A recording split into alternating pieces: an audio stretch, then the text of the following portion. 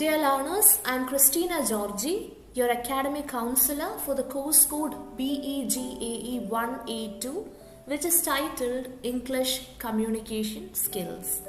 In this particular session, we'll focus our attention towards your TEE preparation strategies. I understand that your term end examination is soon approaching. As a consequence, there are a few things that you need to take care of. One of the most crucial aspects is regarding the previous question papers. I'm very sure that not everybody present here is aware of the previous question paper and also the question pattern. Dear learners, one of the preliminary aspects that you need to take care of is the question pattern. You need to be aware of the question pattern. Only then will you be able to prepare effectively for your TEE. For that matter, previous question papers can actually help you. In the chat box, could you please text whether you are familiar with the previous question paper or not? If the majority is not familiar, I'll just share my screen and discuss it with you. So everybody is being so very honest here. Not a problem, it's my duty. I'm very happy to help you. Thank you so much for your kind responses. So what we'll do is we'll discuss the very recent TEE question paper. Some of the learners who have previously attended my sessions must be familiar with one of my question paper analysis, but let me remind you that it is always the latest TEE question paper that you should consult with respect to question pattern. Let me remind you that question patterns may change. For that matter, you need to read your question paper thoroughly. Instructions will be given in your question paper. I understand that you are first year learners and this would be your first TEE attempt. That is, this would be your first time writing term end examination as part of IGNOU. So are you familiar with all the things that you should take care of? So it's high time for you to download your whole ticket because your TEE dates are announced. So you'll have to go to our official webpage, IGNOU official webpage, and there you can download your whole tickets. Okay, you need to take your whole tickets to your respective exam center. For that matter, you need to also download your identity card. That is, IGNOU ID card is allotted to each and every learner who has enrolled at IGNOU. So, two things you need to download. One, your hall ticket. Two, your identity card. And where do you actually go for writing the examination? Is it your RC or your SC? I'm so glad that people actually gave the correct answer. Yes, you go to your study center to write the examination. Very often students are confused. My humble suggestion, being your academic counselor, is that if you have any doubts regarding the exam pattern or may that be anything related to your course, please make sure that you contact official sources. In the sense, RCs would certainly help you. Please contact your respective RC and the office staff would be willing to help you. Yeah. So once you reach your study center, you need to make sure that your program code is mentioned in the notice board at the exam center. Once you reach the exam center, make sure that you find your respective exam room. For that matter, you need to go early. Okay, you need to be before time, especially on the first day. First day is very crucial and it is normal to have tension too. Every student who is serious about the examination would feel tensed. That is quite normal. What you need to do is that you need to control yourself. Try to stay calm and things will work out for you. Alright. Now, there are certain things that you need to take care of before starting to write your exam. For that matter, I'll share this previous question paper with you, December 2022 question paper with you. Just give me a minute. Yeah. Is my screen visible? Yeah, thank you so much. Right now you see on screen the very latest TEE question paper, December 2022 question paper. So I'll be explaining the remaining aspects based on this particular question paper. The first thing that you need to check is whether you have received the correct question paper. How do you make such an analysis? It's because of the course code and the course title. Dear learners, you need to be aware of the course code and course title. With respect to this particular paper, the course code is BEGAE-182 and the course title is English Communication Skills. Once you receive the paper, make sure that you have received the correct course code and the correct program code. The next thing you should do is to see if all the pages are printed. With respect to this particular question paper, you just have 2 pages. Make sure that you see if all the 2 pages are printed. If not, inform the invigilator as soon as possible. Remember, at your respective study center, there would be multiple program codes and examination would be happening for all these course codes and program codes. So it's your responsibility to make sure that you have received the correct question paper. Remember, this is a common paper for many of the BA students. Nevertheless, you please make sure that you read the question paper and answer based on your own knowledge. If not, you might land in trouble. So, regarding the question pattern, as I mentioned, it could change. Now we are explaining based on the latest TEE. So once you receive the question paper, the third thing you need to do is to read the instructions. Here in this particular question paper, it is given that all the questions are compulsory. Question number 1 carries 20 marks. Okay, so you must be wondering, why is question number 1 so significant? See, in your question paper, there are a total of 4 questions. Now you would think, just 4 questions? Yes, just 4 questions. The interesting aspect is that within question 1, you have sub-questions. For that matter, I'll share it on screen. See, this is question 1 and within question 1, you have 6 options. Yeah, 6 options. Should you write all the 6 options? Of course not. It would be a blunder if you actually do it. Okay, you just have to write 4. Any 4 as per your choice and convenience. Another aspect to remember is to take a note of the word count mentioned. Okay. It is mentioned that you need to answer any 4 questions in about 100 words. 100 words each. So the most probable question in the minds of most of the learners would be, how many pages should I write? See, I always tell my students, it is not the page number that matters. It is the content that matters. If you go on writing for pages without the relevant content, you won't score. And vice versa. If you have written all the key points, provided you haven't completed a minimum of 100 words, you wouldn't score. See, that is why they've given you a word count. So my humble suggestion is never to write short of 100 words. Even if you have written 120 words, fine. But try not to write short of 100 words. Another suggestion would be to write in a uniform word count. That is, you will be writing 4 questions out of the 6, 4 short note questions. So it would be ideal if you could maintain a kind of uniform length. That too, remember, these are short note questions for 5 marks. 100 words. So the page limit would be around 1 page. Okay. You need to write for around a page. 1 to 1.5 pages. That would do. But make sure that you write all the relevant points. If you have any doubts, we'll clarify that towards the end of the session. Now, let me remind you of one more aspect. Another doubt that most of the students raise is regarding the choice of options. Some feel like they should write some questions that appear towards the end of the question paper. So it's up to you. You're free to do so provided you put the correct question number.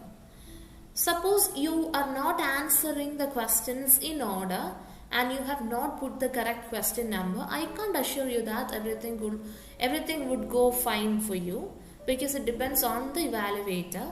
So my humble suggestion is to put the correct question numbers, even if you are not writing the questions in the given order. So I'll give you detailed explanation on these questions and the relevant aspects. Before that, let's have an overview of the question pattern. Now we know that the first question consists of 6 questions, out of which you can write 4. Moving on to question 2. Yeah, I think you can see the remaining questions on the screen. Yeah, I told you have a total of 4 questions. And the first set of questions we discussed. Regarding questions 2 to 4, these questions carry 10 marks each. So question 120 plus questions 2 to 4, 10 plus 10 plus 10, 30 gives you 50 marks. So the total marks allotted for this particular paper is 50. Keep that in mind. This is not a 100 marks paper. This is a 50 marks paper. So what about the time limit?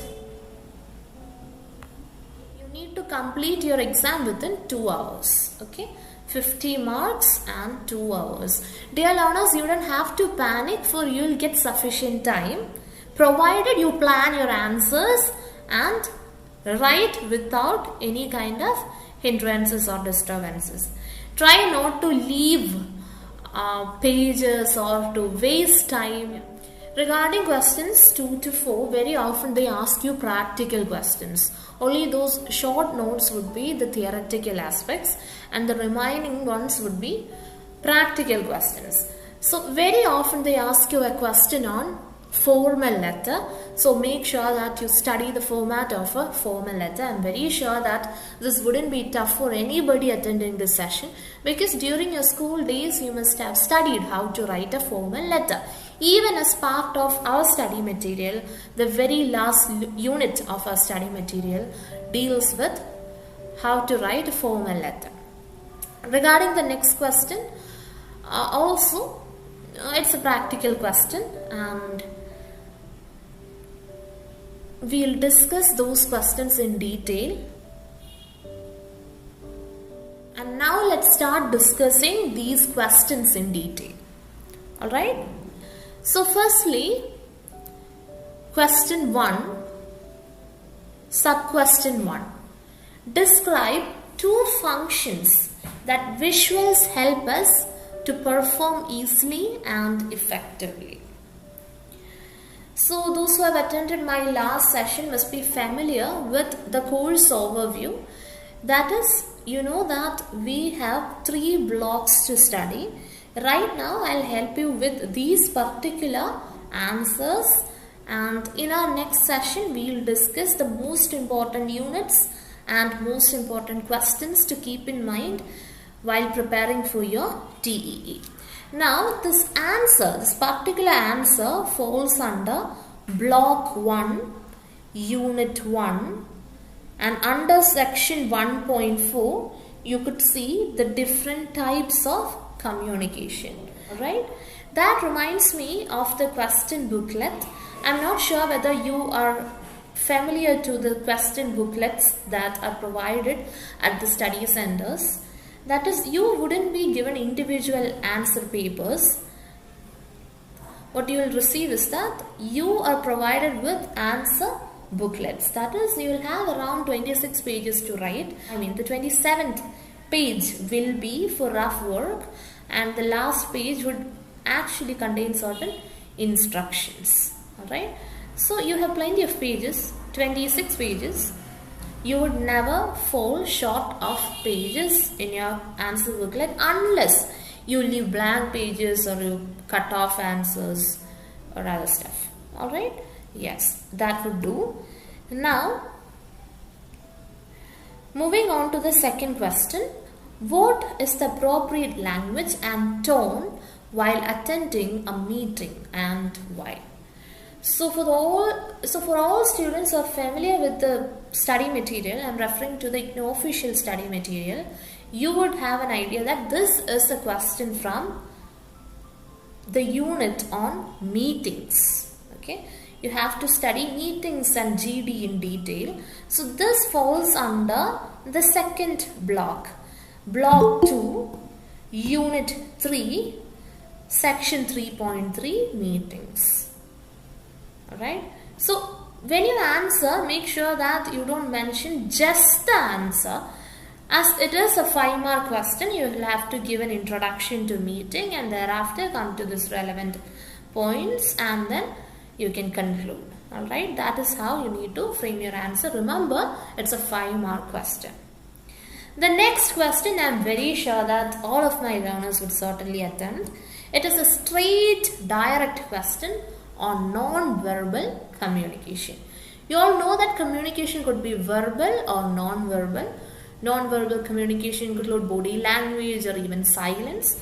We have detailed explanation on this as part of block 1, unit 3, section 3.3. So it would be a very easy answer.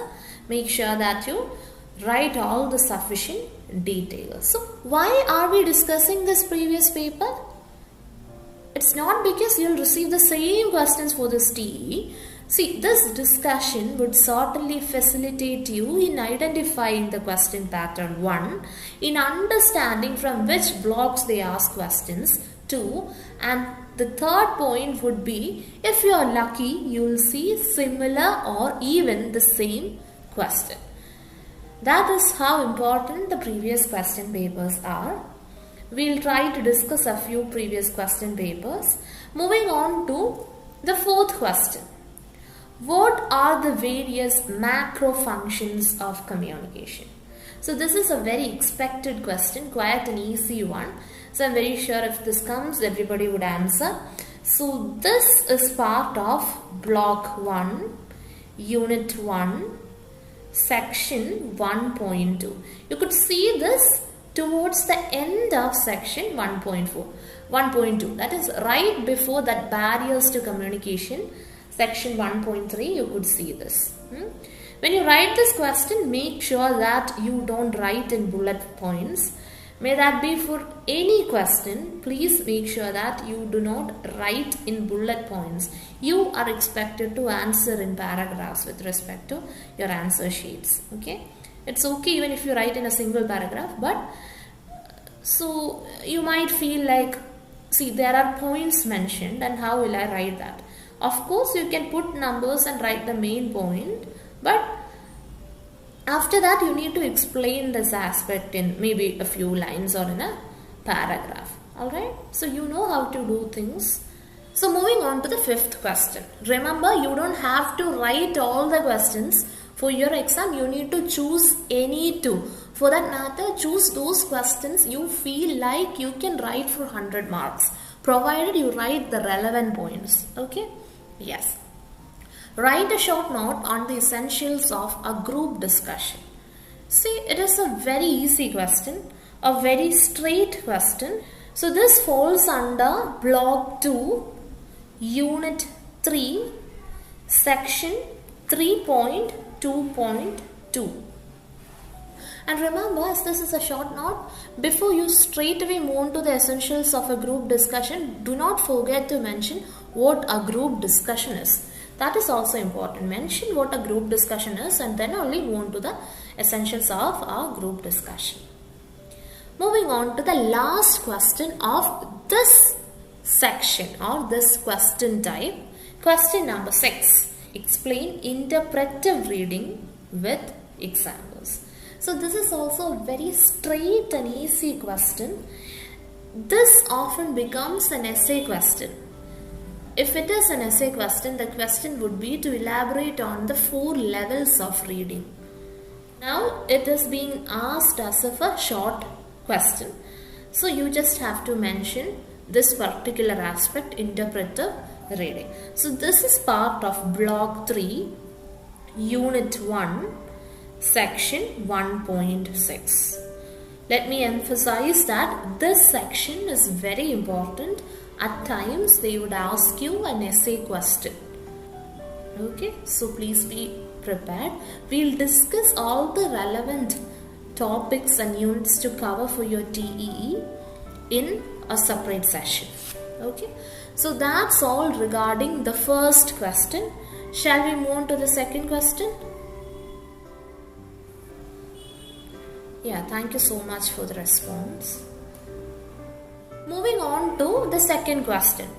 In case of this particular question paper, the second question was based on letter writing.